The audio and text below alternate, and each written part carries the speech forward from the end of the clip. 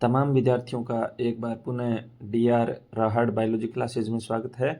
आज के सेशन में अपन बीएससी फर्स्ट ईयर के सेकंड सेमेस्टर में जूलॉजी के second paper biochemistry and physiology जैव रसायन तथा कार्यकी से संबंधित कुछ महत्वपूर्ण क्वेश्चंस का अवलोकन करेंगे। पहला क्वेश्चन है, लार व जठररस का संगठन व कार्य लिखिए। तो लार में लारिये एमाइलेज या टाइलिन एंजाइम पाया जाता है जो कि स्टार्च के पाचन में सहायक होता है। साथ ही लार में लाइसोजाइम पाया जाता है जो कि एंटीबैक्टीरियल होता है और जठररस का प्रमुख घटक HCl होता है। अगला क्वेश्चन है, ग्लोमेरुलर निस्यंद क्या है? तो बोमेन शैम्पूट के अंदर पाए जाने वाली अति सूक्ष्म छनाई के बाद बचा निस्यंद ग्लोमेरुलर निस्यंद कहलाता है। अगला क्वेश्चन है, पूर्ण पाचक रस किसे कहते हैं तथा क्यों?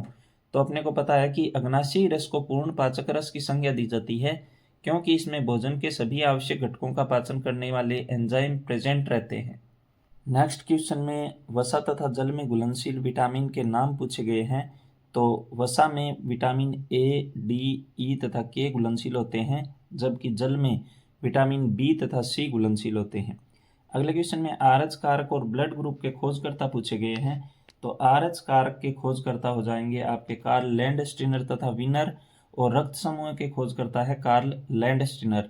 विद्यार्थियों को ध्यान रखना है कि अगर ओ ब्लड ग्रुप के खोजकर्ता पूछ लिए जाएं तो अपने को आंसर डिकास्टेलो तथा सर्टुली देना है।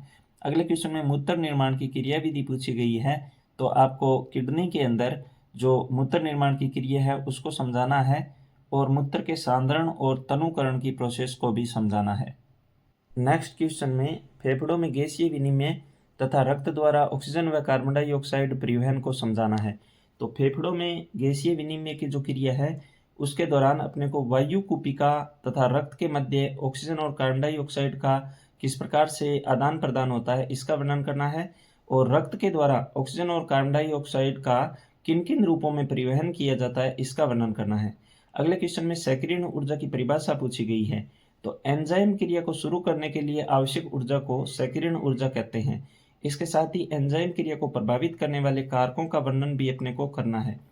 नेक्स्ट क्वेश्चन में प्रोटीन की संरचना और कार्य बताने हैं। तो प्रोटीन की प्राथमिक, द्वितीयक और तृतीयक संरचना का अपने को वर्णन करना है और प्रोटीन के महत्वपूर्ण कार्य बताने हैं।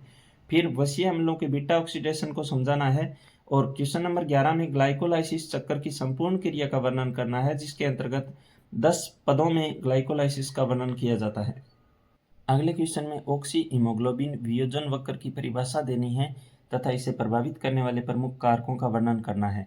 फिर अपने को वर्कक की संरचना और कार्य बताने हैं और नेक्स्ट क्वेश्चन में आवास के आधार पर उत्सर्जी उत्पादों की प्रकृति को समझाना है जिसके अंतर्गत अमोनोटेलिक, यूरियोटेलिक तथा यूरिकोटेलिक प्राणी आते हैं।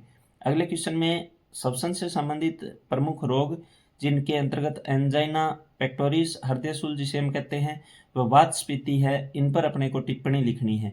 बोर प्रभाव और एल्डेन घटना तथा हेमबर्गर घटना भी आपसे पूछी जा सकती है। सभी विद्यार्थियों को एग्जाम के लिए हार्दिक शुभकामनाएं। धन्यवाद। जय हिंद, जय भारत, वंदे मातरम।